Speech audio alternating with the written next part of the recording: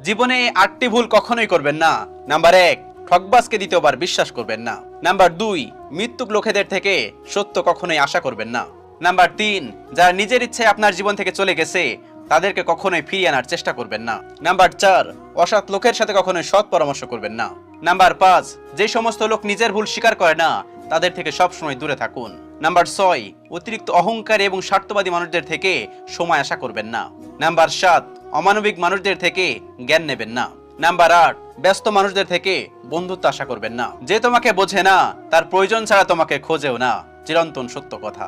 যাকে ছাড়া তুমি বাঁচতে পারবে না ভাবছো, একদিন তার অবহেলাগুলোই তোমাকে নতুন করে বাঁচতে শেখাবে। হঠাৎ করে মানুষ উঁচু জায়গায় চলে গেলে নিচু জায়গায় মানুষগুলোর আর মানুষ বলে মনে করে না। জীবনে পিছিয়ে পড়া বলে কিছু নেই।